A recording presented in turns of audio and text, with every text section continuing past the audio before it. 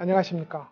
성철스님 열반 30주기 기념으로 백년불교문화재단과 불교방송이 공동으로 마련한 선문정로 강좌를 맡은 동의대학교 강경구 교수입니다. 지난 시간에 성철스님의 생애와 성철선의 체계 형성에 대한 말씀을 드렸습니다. 오늘은 성철스님의 선문정로 서문을 통해서 선문정로의 지필 목적과 그 대개의 내용을 살펴보는 시간을 갖도록 하겠습니다. 그 전에 먼저 성철스님의 선문정로에 대한 불교계와 학계의 평가를 일별해 보는 시간을 갖도록 하겠습니다. 먼저 성철스님의 선문정로는 역사적 저작이다 하는 평이 있습니다. 한국 불교의 선종사를 훑어볼 때 고려시대 때 보조 진울 스님의 절요, 그리고 그 제자인 해심 스님의 선문 염송집이 대표적 저서로 꼽아질 수 있습니다. 그리고 조선시대 때는 서산 스님의 선가 귀감이 선문을 대표하는 저서로 꼽을 수 있다는 겁니다. 그것이 현대에 내려오면 성철 스님의 선문정로가 꼽혀야 되지 않을까 하는 것이 성철 스님의 선문정로는 역사적 저술이라는 평가에 담겨 있는 내용이 되겠습니다. 다음으로 겉은 임재인데 속은 종밀인 한국 불교계의 병리를 진단하고 그 대안을 마련한 저서이다 하는 평가가 있습니다.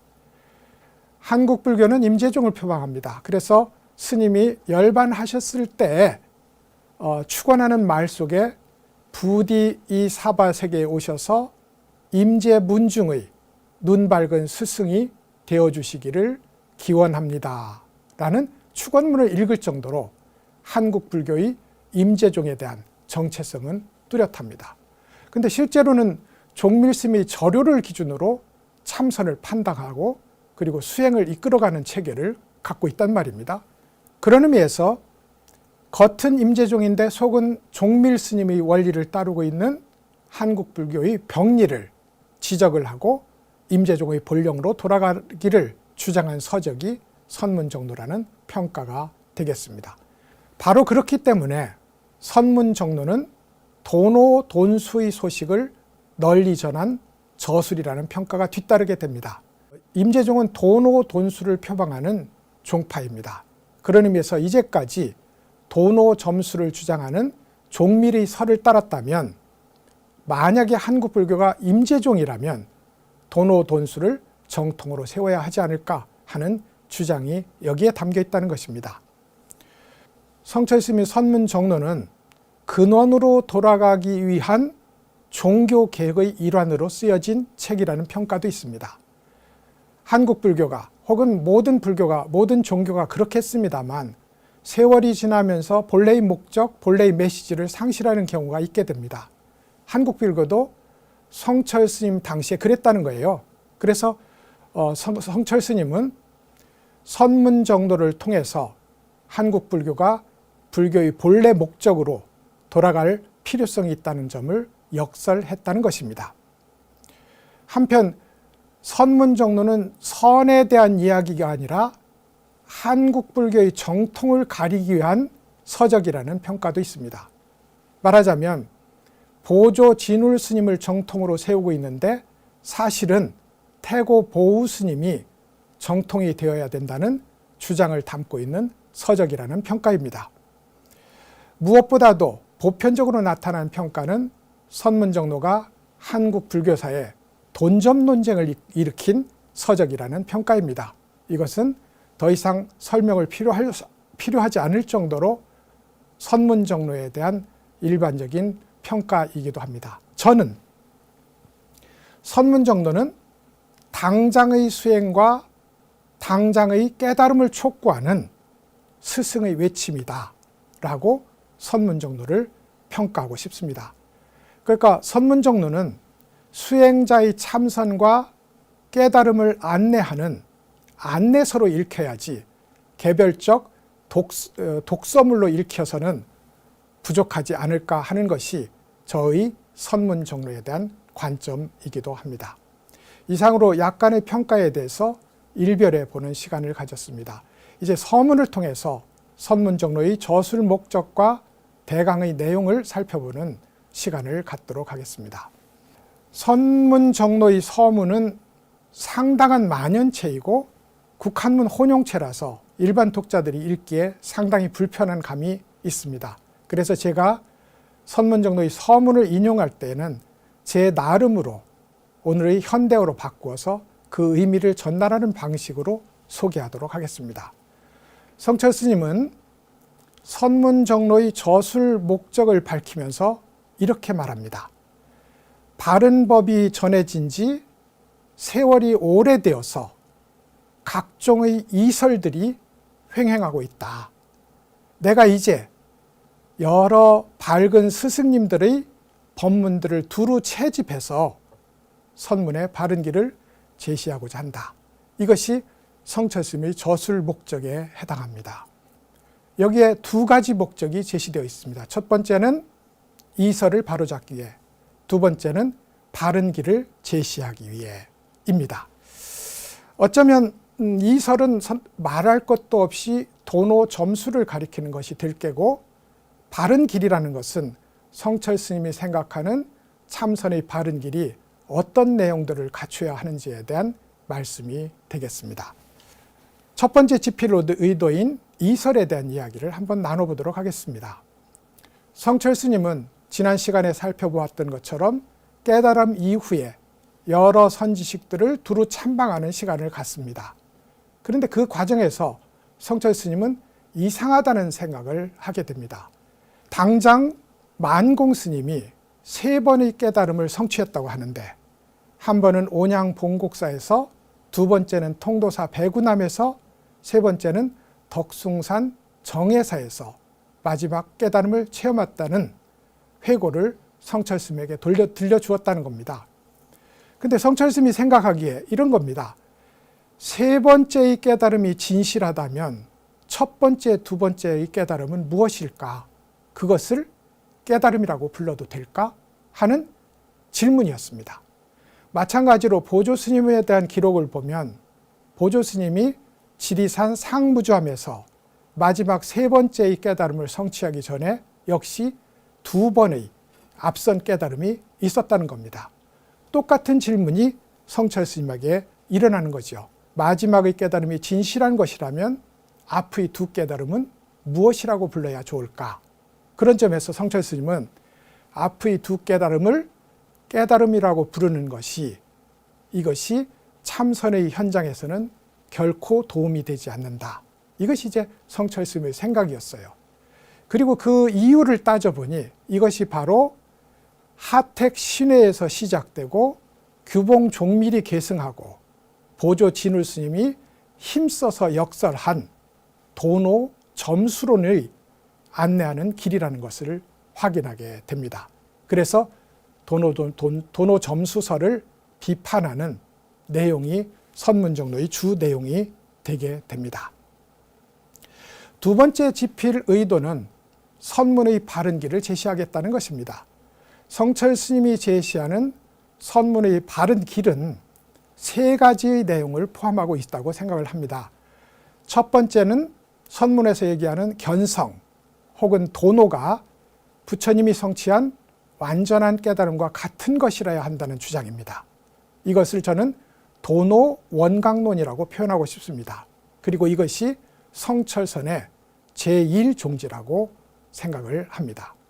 두 번째는 도노견성은 표층적 분별의식을 재우는 일은 물론이고 가장 심층의 제8아뢰아식의 미세한 무명을 끊는 일이라야 한다는 주장입니다. 그러니까 표층적 무심이 아니라 본질적 무심을 성취하고 나서야 진정한 깨달음을 말할 수 있다는 점에서 저는 이걸 구경무심론이라고 이름을 붙였습니다. 이것은 성철선의 제2종지에 해당합니다. 세 번째로는 성철 스님이 생각하는 선은 머리로 이해하거나 입으로 표현하는 것이 아니라 당장 지금 이 자리에서 화두를 들어서 당장 무심을 실천하고 궁극적으로 무심의 완성에 이르는 길을 걸어야 된다는 것입니다. 이것을 저는 실제로 참선하고 실제로 깨닫는다는 의미에서 실참 실오론이라고 부를 수 있다고 생각합니다. 이것이 성철선의 제3종지에 해당합니다. 이렇게 세 개의 종지, 다시 말해서 도노원광론, 구경무심론, 그리고 실참 실오론의 이 세 측면은 비유하자면 옛날 솥의 세 개의 발과 같아서 서로 셋이면서 하나인 관계에 있다. 이렇게 표현을 할 수 있을 것 같습니다. 두 번째로 이제 서문을 읽어보면 성철 스님은 견성에 대한 정의를 이렇게 내리고 있습니다. 참선을 하는 집안에서는 견성을 근본으로 하면서 견성이라는 것은 진여자성을 철견하는 일이다. 이렇게 표현합니다. 견성이라는 말을 번역하면 자성을 본다 정도가 될 텐데 성철 스님은 진여자성, 그러니까 자성 대신 진여자성이라는 말을 썼고 본다는 말 대신 철저하게 본다는 말을 썼습니다. 먼저 자성 대신 진여자성, 말하자면 진실하고 불변한 자성을 보는 일이다 라고 표현한 이유를 생각해 보도록 하겠습니다. 언어는 역사가 지나면서 때가 묻는 특성이 있습니다. 그러니까 처음에는 사람들에게 본래 뜻을 전달하고 참신하게 일깨우는 역할을 하던 언어가 세월의 때가 묻게 되면 이런저런 다른 이념들이 들어가게 됩니다. 자성 역시 그런 길을 걸었다고 성철 스님은 생각했던 것 같아요. 자성은 스스로 자자의 성품 성자를 쓰니까 각자가 갖춘 본성이라는 뜻을 갖기도 하고 저절로 갖추어진 본성이라는 뜻을 갖기도 합니다. 근데 이게 오래되다 보니 자성을 닦는다 하면 자기의 본능대로, 자기 성질대로 움직이는 걸 선을 닦는 일과 동일시하는 경우가 있을 수 있고 실제 그런 일이 있었습니다. 또 나아가서 이것이 저절로 갖추어진 본성이므로 애써 닦을 것 없이 있는 대로 놓아두는 소위 도가적 무의자연의 실천을 돌을 닦는 일과 등치시키는 일도 있었습니다. 그런데 성철 스님이 보기에 본래의 진리에 회귀하는 일은 말처럼 그렇게 쉬운 것이 아니라 그것을 가리고 있는 각종 장애를 내려 누르고 끊어내는 철저한 노력을 필요로 한다. 그런 의미에서 그 본원이라는 뜻을 강조하기 위해서 진실하고 변함없다는 뜻인 진여자성이라는 말로 자성이라는 표현을 대신했던 것으로 보입니다. 이렇게 표현하고 나면 그야말로 초기의 출가시에 보이는 것처럼 만고의 진리를 향해 홀로 초연하게 걸어간다는 그 본래의 뜻이 여기에도 살아나게 되는 것으로 말씀드릴 수 있을 것 같아요. 다음에 자성을 본다고 하지 않고 철저하게 본다고 표현했습니다. 철저하게 본다는 것은 잠깐 본다는 뜻이 아니고 어렴풋하게 본다는 뜻도 아닙니다. 남김없이 본다는 뜻이고 유심의 장애가 추호도 남지 않은 상태에서 손바닥에 구슬을 보듯이 환하게 본다는 뜻이 되겠습니다. 성철 스님에게 있어서 이 철자는 참으로 운명과도 같은 글자가 아닐까 싶습니다. 당장 성철 스님이 철자가 이 철저할 철자를 쓰고 있고요. 그리고 성철 스님의 모든 법은 철저함을 기본적으로 내용으로 삼습니다. 절을 해도 3000배 정도는 해야 절이고 아비라 기도를 해도 2박 3일, 7박 8일 정도는 해야 기도이고 능엄주를 해도 100번, 1000번이 아니라 10만 번 정도는 해야 능엄주의 송주가 된다는 이 철저함이야말로 성철 스님의 법명인 철자와 함께 성철 스님에게 운명과도 같은 일이 아니었을까 그렇게 생각이 드는 것입니다. 이렇게 해서 성철 스님의 도노자성, 그러니까 자성을 본다는 표현을 진여자성을 철견한다는 말로 바꾼 이 의도에는 깨달음이라는 것, 견성이라는 것은 남김없이 보는 완전한 깨달음을 가리킨다는 성철 스님의 제1종지, 다시 말해서 도노 원광론을 표현하는 또 다른 말씀이었다고 생각이 듭니다.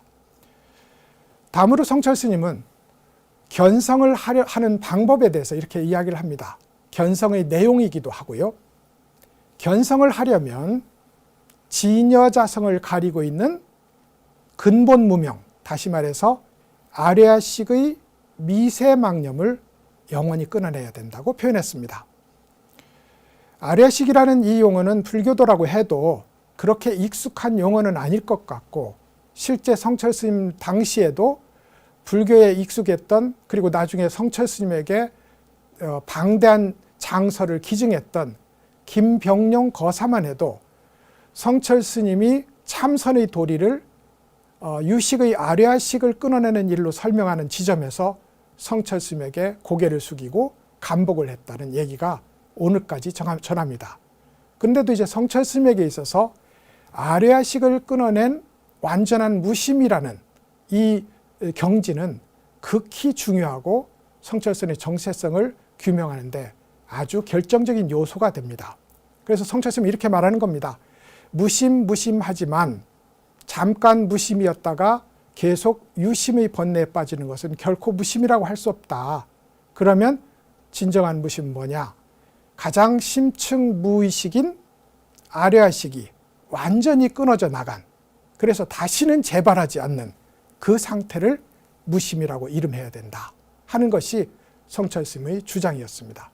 이 완전하게 구름이 거친 자리에서 본성이 저절로 드러나는 일을 견성이라고 부른다 하는 것이 성철 스님의 서문에 나타난 두 번째 주장이 됩니다.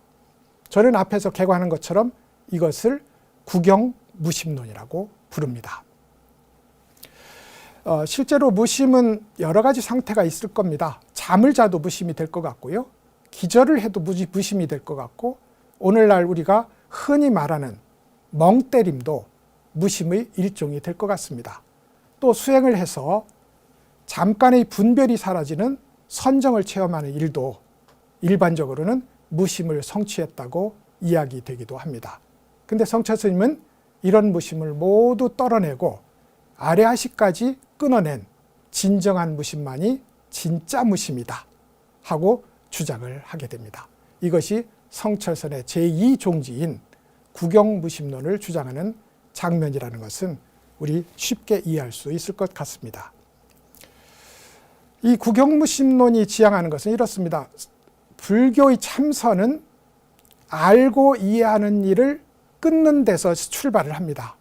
그리고 알고 이해하는 것이 완전히 끊어진 자리에서 거울처럼 더 이상 의식의 장애를 받지 않고 거울처럼 완전하게 알아차려지는 자리, 그 자리를 가리켜서 깨달음이 성취된 자리라고 부르게 됩니다.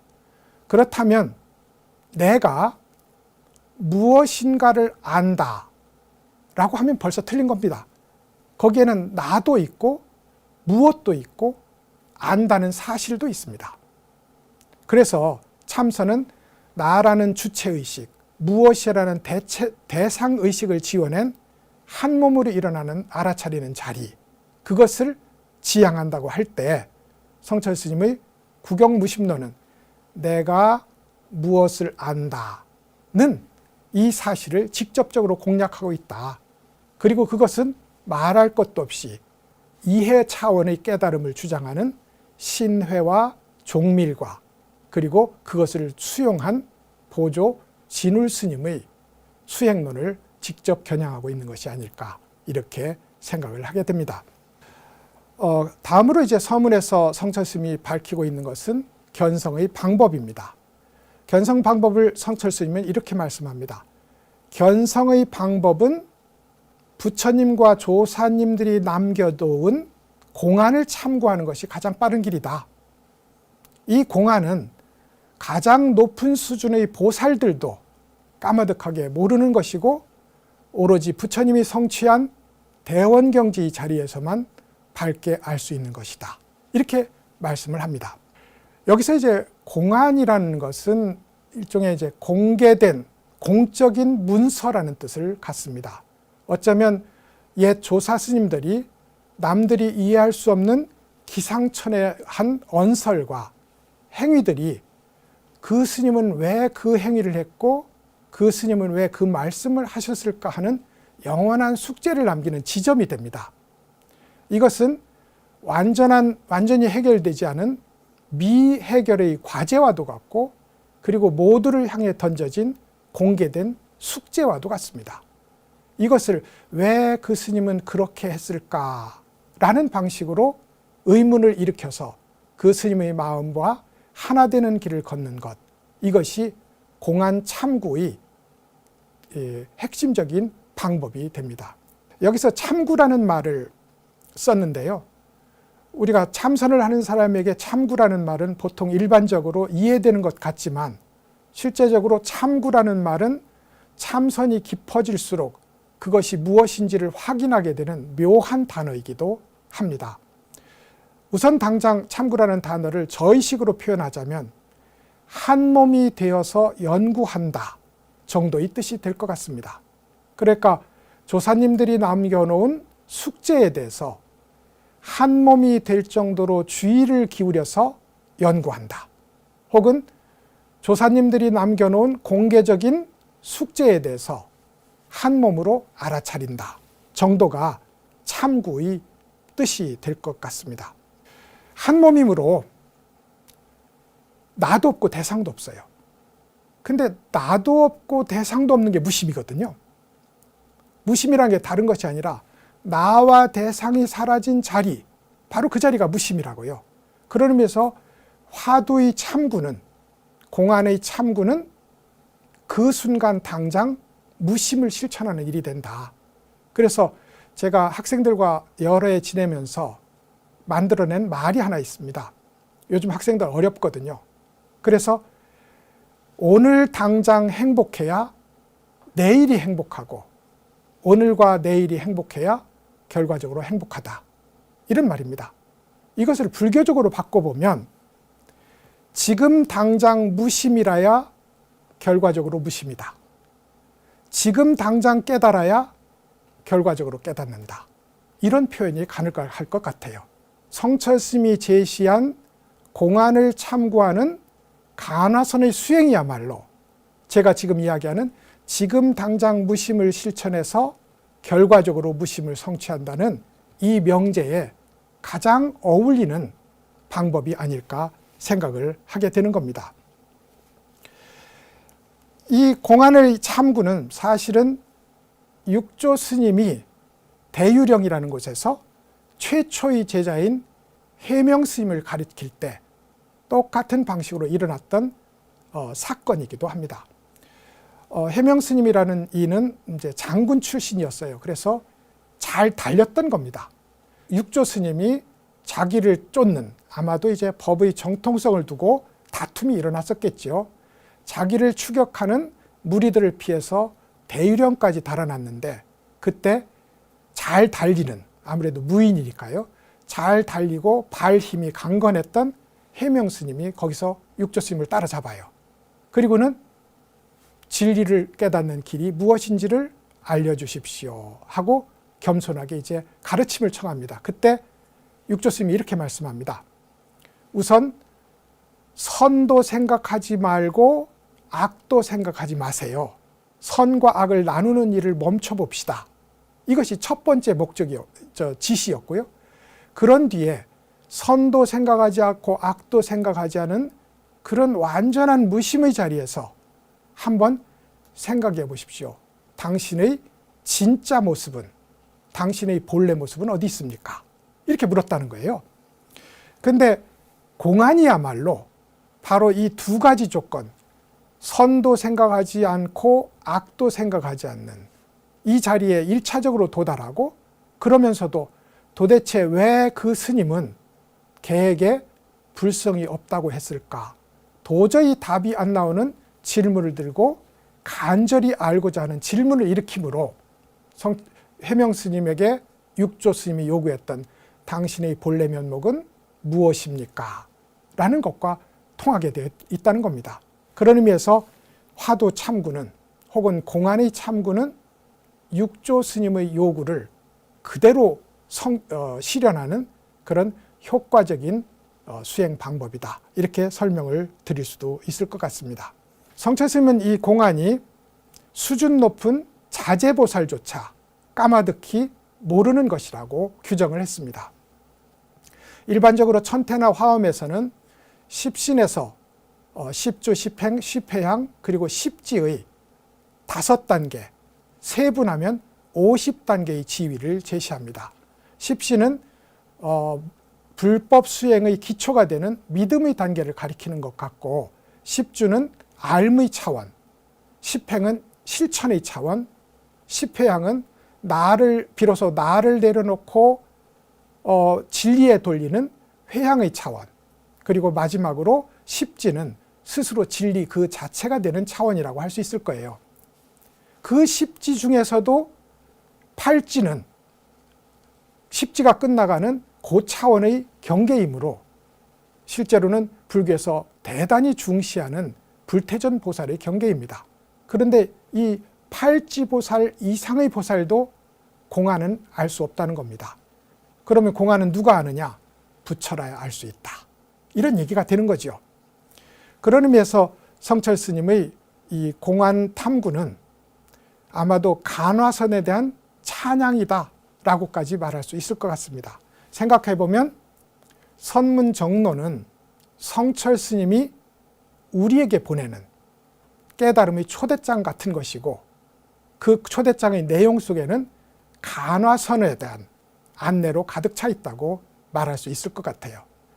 누군가 만약에 성철 스님을 가리켜서 스님은 간화선 제일주의자입니다 라고 말을 한다고 해도 성철 스님은 크게 화를 내지 않을 것 같습니다.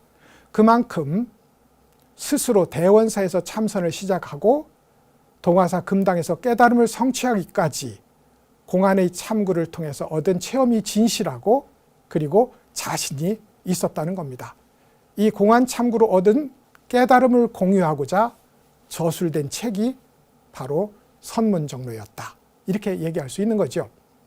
그만큼 성철 스님에게 있어서 공안의 참구, 간화선은 최고의 길이자 유일한 길이 아니었을까 그렇게 생각을 합니다. 선문정로가 비록 굉장히 방대한 경전과 조사의 어록을 인용하고 있지만 실제로 그 바탕을 깔고 있는 것은 화두를 참고해서 얻은 자신의 깨달음 체험이라는 점, 이 점을 상기할 때 성철 스님의 간화선 주장은, 간화선 강조는 충분히 이해되는 부분이 있다고 생각을 합니다. 화두를 참고해서, 공안을 참고해서 직접 이 순간에 무심이 되고 궁극적으로 의문을 일으켜서 대답 없는 저 마지막의 자리에 밝게 나아가는 일, 한 가지 대답이 만 가지 답변으로, 정답으로 통하는 실상과 마주하는 자리에 나가는 길, 이것을 공안 참고의 마지막 도달점으로 정했다는 점에서 저는 이것을 실참실오론이라고 표현한 것입니다. 실참실오론이라는 것은 머리로 이해하는 것이 아니라는 뜻입니다. 실제로 성철 스님은 100일법문을 설법하던 당시에, 그건 교학이잖아요. 근데 그 교학의 이치를 설명하는 자리에서도 지속적으로 학인들을 향해서 화두를 들기를 촉구합니다. 만약에 화두가 없이 100일법문의 법문만 듣는다면 그것은 비유하자면 제사를 지내면서 신주를 모시지 않은 일과 같다. 헛제사라는 말이죠. 경전을 아무리 읽어도 스스로 진리에 대한 본질적 질문을 일으키지 않는다면 불경을 아무리 많이 읽어도 지식 장사꾼은 될 수 있을지언정 직접 부처님의 진리를 직접 맛보는 그런 일은 있을 수 없다. 그런 의미에서 불법 공부는 화두 공부를, 화두 참구를 전제로 해서 일어날 때 비로소 그 의미를 획득할 수 있다. 이것이 성철 스님의 기본적인 입장이었습니다. 당연히 선문정로의 경우는 더 말할 필요도 없을 것 같습니다. 제가 말씀드렸다시피 이렇게 선문정로의 서문에서 밝히고 있는 성철선의 3가지 종지, 이것은 사실은 3가지로 나누어 표현되지만 한 몸으로 기능하고 있다 하는 점은 다시 2번 말씀드리지 않아도 될 것으로 생각합니다. 마지막으로 이제 견성의 경계는 부처님이 체험한 경계라는 이야기를 하면서 이런 다양한 경계를 제시합니다. 이 견성이 바로 도노다. 근데 도노는 오매이려, 내외 명철, 무심무념, 상적상조를 내용을 한다. 이렇게 얘기를 해요. 한결같이 설명을 필요로 하는 내용들이겠습니다. 오매이려에 대해서는 지난 시간에 말씀을 드린 것 같고, 내외 명철은 나와 대상을 둘로 나누지 않으므로 안과 밖이 성립하지 않아요. 안이라는 것은 나의 안이고 밖이라는 것은 나의 밖인데, 나가 사라지고 대상이 사라진 자리에서는 오로지 안팎의 경계가 사라진 밝음만 있게 된다는 겁니다. 이것을 성철 스님이 견성을 하면서 직접 체험을 한 것이고, 실제로 경전이나 조사 어록에는 내외 명철이야말로 부처님의 경계다라는 표현이 있게 됩니다. 그러니까 견성은 부처님의 궁극적 깨달음이다. 경계를 가지고 보아도 그렇다 하는 주장이 성립하게 됩니다. 무심무념에 대해서는 역시 구경무심론에서 설명드린 바가 있고, 상적상조에 대해서 한번 설명을 드릴까 싶습니다. 해인사의 비로자나 부처님을 모신 전각의 이름이 적광전입니다. 그리고 그 앞에 수식어를 붙여서 대적광전이에요. 대라는 건 위대하다는 뜻이고 진실하다는 뜻이고 영원하다는 뜻이 될 겁니다. 아마도 진리의 본 모습은 절대로 변하지 않는다는 점에서 고유하다는 말을 쓴 것 같고, 그럼에도 불구하고 세상의 만사만물이 일어난 순간 내 한 몸처럼 알아차린다는 의미에서 비출 강자를 썼고 비출 조자를 썼던 것으로 보입니다. 이 상적상조가 하나의 언어적 수사가 아니라 견성을 성취할 때 일어나는 실제적 경계다 하는 것이 성철스님의 기본적인 법문 내용이 되겠습니다. 그러니까 성철스님이 여기서 이렇게 굳이 부처님이 체험하고 있는 경계를 가지고서 선문의 견성을 설명한 것은 선문의 최고 목표 견성, 부처님의 최고 도달지 완전한 깨달음, 이 둘이 완전하게 동일한 것이라는 것을 증명하기 위한 논리적 귀결점이었다. 이렇게 생각을 할 수 있을 것 같습니다. 선문의 수행을 닦아서, 그러니까 공안을 참구해서 그것을 완전히 꿰뚫어낸 사람을 가리켜서 선중에서는 조사라고 부르기도 하고, 밝은 눈을 갖춘 으뜸되는 스승이라는 뜻에서 정안종사라고 부르기도 합니다. 성철스님이 이 정안종사를 설명하면서 이렇게 말씀합니다.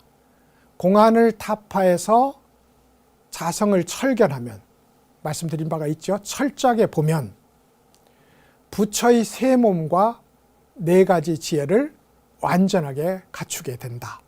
이런 사람이 바로 부처님의 지혜를 계승하는 부처님의 후계자다. 이렇게 이제 설명을 하고 있어요.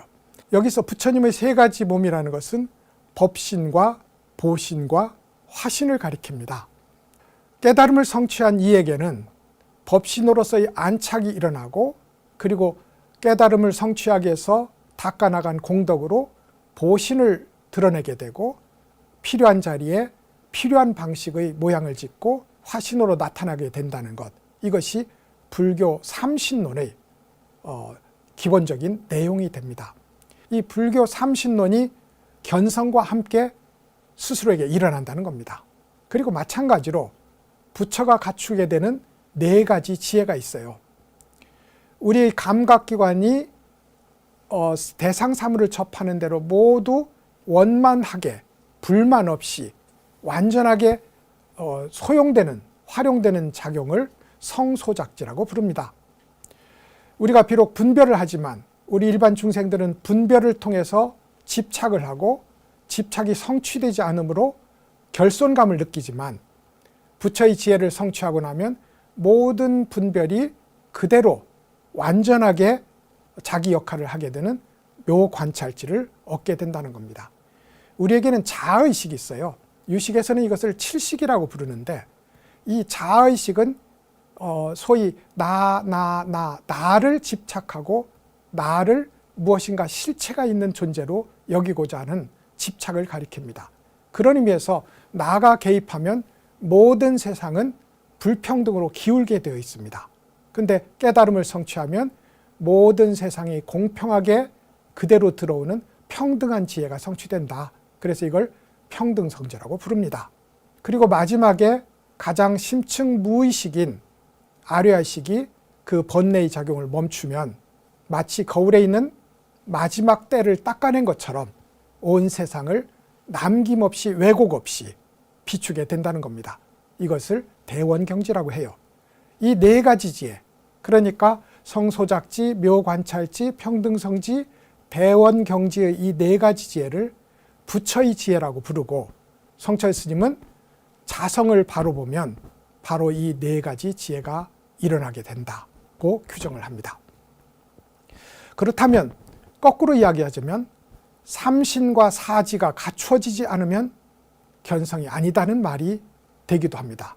그리고 이해로서의 깨달음, 이해로서의 눈뜸을 강조하는 이들에게 이것을 대입해서 물어보는 거죠. 그렇다면 그 깨달음으로 법신불과 보신불과 화신불이 당신에게 구현되어 있습니까? 그렇다면 그 깨달음으로 성소작지와 묘관찰지와 그리고 평등성지와 대원경지가 당신에게 구현되어 있습니까? 라고 묻는 거예요. 그러면 그렇다고 대답할 수는 없는 겁니다. 왜냐하면 머리로 이해한 것이지 자기 존재의 근본적 혁명이 아직 일어나기 전이기 때문에 그렇습니다. 그러니까 성철스님은 거기다 대고 한마디로 규정하는 겁니다. 그렇다면 깨달음이 아니다. 이런 것이죠. 그러므로 견성을 해서 완전한 깨달음을 성취하면 세 가지 부처와 네 가지 지혜를 증득하게 된다는 점에서 선문에서 말하는 정한종사는 곧 부처다라는 등식이 성립하게 됩니다. 그런데 성철 스님이 주장하는 이 법, 이렇게 한 번 눈을 뜸으로써 부처가 된다는 이 완전한 깨달음을 가만히 생각해 보면 우리가 과연 성철 스님은 그랬다고 치고 우리가 과연 그런 깨달음을 성취할 수 있을까 하는 용기가 꺾이는 일이 일어나게 됩니다. 성철 스님은 이 점을 고려해서 아니다. 이 공부가 정말로 어려워 보이기는 하지만 하지 않아서 문제이지 하기만 하면 성취되게 되어 있다 하는 용기를 주는 말로 이 법문을 끝내고자 합니다. 그래서 마지막에 성철 스님은 부디 유심에, 그러니까 분별과 암과 이해에 호소하는 하택 스님이나 규봉 스님과 같은 그런 암과 이해를 중시하는 그룹이 되지 말고 처음부터 무심으로 들어가서 궁극적으로 무심을 성취한 마조 스님이나 백장 스님과 같은 진짜 조사가 되기를 여러분들에게 촉구한다 하는 말로 선문정로의 서문을 마치고 있습니다. 이것이야말로 부처님의 위대한 법을 계승하는 후계자가 되는 길이라는 축복의 말도 함께 들려주고 있습니다. 이상으로 선문정로의 서문을 통해서 선문정로의 저술 목적과 선문정로 내용의 개략에 대해서 살펴보았습니다. 강의 들으시느라고 수고 많으셨습니다. 감사합니다.